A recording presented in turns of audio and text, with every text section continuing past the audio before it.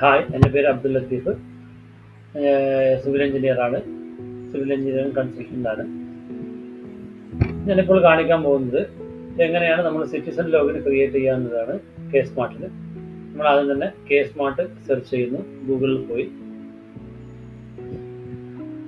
അപ്പോഴേക്കും നമുക്ക് K smart LSGD എന്നുള്ള സൈറ്റ് വന്ന് അതിന് താഴെ പ്രോപ്പർട്ടി ടാക്സ്, അതുപോലെ തന്നെ കെ സ്മാർട്ട് കുറേ കാര്യങ്ങളുണ്ട്. അപ്പോൾ നമ്മൾ കെ സ്മാർട്ട് LSGD എന്നുള്ള സൈറ്റ് ക്ലിക്ക് ചെയ്യുന്നു. അപ്പോൾ നമുക്ക് ഇങ്ങനത്തെ ഒരു വിൻഡോ വരാം. ആദ്യം തന്നെ രജിസ്റ്റർ, രണ്ടാമത് ലോഗിന്. അതിൽ നമ്മൾ രജിസ്റ്റർ എന്നുള്ള ഓപ്ഷൻ ക്ലിക്ക് ചെയ്യുന്നു. അപ്പോൾ അതിൽ ഇൻസ്റ്റിറ്റ്യൂഷൻ രജിസ്ട്രേഷൻ, സിറ്റിസൺ രജിസ്ട്രേഷൻ, അതേപോലെ തന്നെ ലൈസൻസി രജിസ്ട്രേഷൻ. അതിൽ നമ്മൾ സിറ്റിസൺ രജിസ്ട്രേഷൻ ക്ലിക്ക് ചെയ്യുന്നു. അതിനുശേഷം നമ്മൾ ഇതിൽ മലയാളം വേണമെങ്കിൽ മലയാളം നമുക്ക്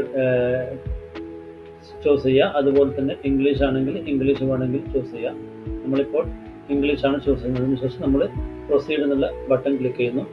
അതിനുശേഷം നമ്മളുടെ ആധാർ നമ്പർ എൻ്റർ ചെയ്യുക. നമ്മളിവിടെ ആധാർ നമ്പർ എൻ്റർ ചെയ്യുന്നു.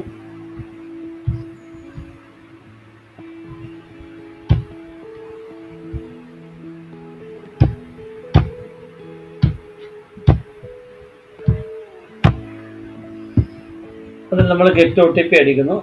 അപ്പോഴേക്കും നമുക്കൊരു OTP ജനറേറ്റ് ചെയ്യും.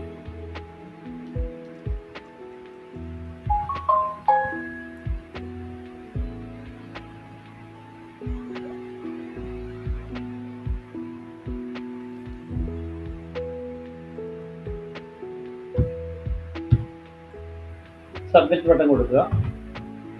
സബ്മിറ്റ് ബട്ടൺ കൊടുക്കുന്ന സമയത്ത് നമുക്ക് താഴെ നമ്മളുടെ ആധാർ നമ്പറിൻ്റെ താഴേക്ക് പേര് വരും. അതിനുശേഷം നമുക്ക് രജിസ്റ്റർ, അതല്ലെങ്കിൽ ബാക്ക് ലോഗിന് വീണ്ടും എന്തെങ്കിലും ബാക്ക് ലോഗിലേക്ക് പോകുക, അല്ലെങ്കിൽ നമുക്ക് രജിസ്റ്റർ മോഡിൽ ക്ലിക്ക് ചെയ്യാം.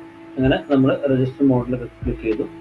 അപ്പോഴേക്കും നമ്മളുടെ കെ സ്മാർട്ടിൻ്റെ സിറ്റിസൺ ലോഗിനിൽ നമുക്ക് പേജ് ഓപ്പൺ ആയി വരും. അതിനുശേഷം നമ്മളുടെ മൊബൈൽ നമ്പർ മാറ്റണമെങ്കിൽ ഇവിടെ പോയി നമുക്ക് മാറ്റാം, അല്ലെങ്കിൽ നമുക്ക് സെയിം മൊബൈൽ നമ്പർ തന്നെ കൊടുക്കാം.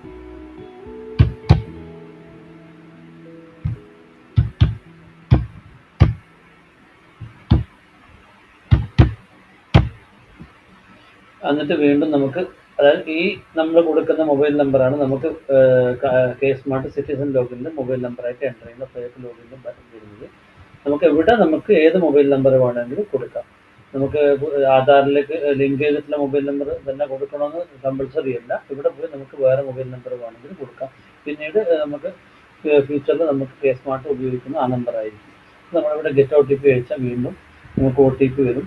OTP വന്നു കഴിഞ്ഞാൽ നമുക്ക് പെട്ടെന്ന് തന്നെ OTP എൻ്റർ ചെയ്യാം.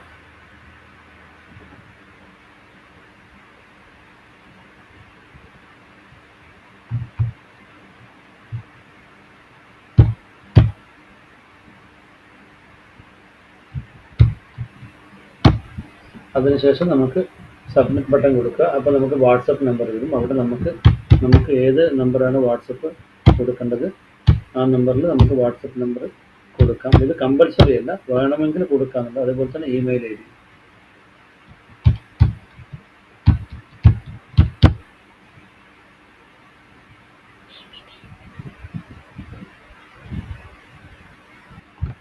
നമ്മൾ ഇമെയിൽ ID ക്ലിക്ക് ചെയ്തു. അതിനുശേഷം സേവ് ബട്ടൺ കൊടുത്തു. അപ്പോൾ നമ്മളുടെ സിറ്റിസൺ ലോഗിന് നമ്മളുടെ ക്രിയേറ്റ് ആയി. അപ്പോൾ നമുക്ക് ഫുള്ളായിട്ട് നമ്മളുടെ ഡീറ്റെയിലൊക്കെ കാണാൻ പറ്റും ഇവിടെ. അതുപോലെ തന്നെ നമുക്കിവിടെ വേണമെങ്കിൽ ഇവിടെ മൈ ആപ്ലിക്കേഷൻ, നമുക്ക് എന്തെങ്കിലും ആപ്ലിക്കേഷൻ ഉണ്ടെങ്കിൽ എവിടെയായിരിക്കും കാണുക. നമ്മൾ എന്തെങ്കിലും ആപ്ലിക്കേഷൻ കൊടുക്കുന്നുണ്ടെങ്കിൽ അതിന് ന്യൂ ആപ്ലിക്കേഷൻ നമുക്ക് എന്തിനാണ് നമ്മൾ പ്രോപ്പർട്ടീസ് ടാക്സ് അടക്കാനോ, അതിലെ ബിൽഡിംഗ് പെർമിഷനുമായി ബന്ധപ്പെട്ട്, അതുപോലെ തന്നെ സിവിൽ രജിസ്ട്രേഷന്, ലൈസൻസി സർവീസ്, ബിൽഡിംഗ് സെസ് അടക്കുന്നത് നമുക്ക് സിറ്റിസൺ ലോഗിൻ മുഖേനയാണ്. അപ്പോൾ അതുപോലെ തന്നെ നമ്മുടെ ന്യൂ ടാക്സ് അസസ്മെൻ്റ് അടക്കം നമ്മളുടെ ഈ സിറ്റിസൺ ലോഗിൻ മുഖേനയാണ് ചെയ്യേണ്ടത്.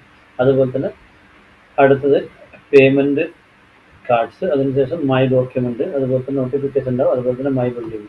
നമ്മൾ ഈ മൈ ബിൽഡിംഗ് എന്ന് വെച്ചാൽ നമുക്കിപ്പോൾ നമ്മളുടെ പേരിൽ ബിൽഡിങ്ങുകളുണ്ടെങ്കിൽ ഇത് ലിങ്ക് ചെയ്തുകൊണ്ട് നമുക്ക് ഫ്യൂച്ചറിൽ നമ്മളുടെ ബിൽഡിങ്ങിൻ്റെ ടാക്സ് ഒക്കെ അടക്കാൻ ഡയറക്റ്റ് നമുക്ക് അവിടുത്തെ തദ്ദേശ സ്വയംഭരണ സ്ഥാപനങ്ങളിൽ പോകാതെ തന്നെ നമുക്ക് വീട്ടിലിരുന്ന് മൊബൈലിൽ നമുക്ക് ചെയ്യാൻ പറ്റുന്നതാണ്.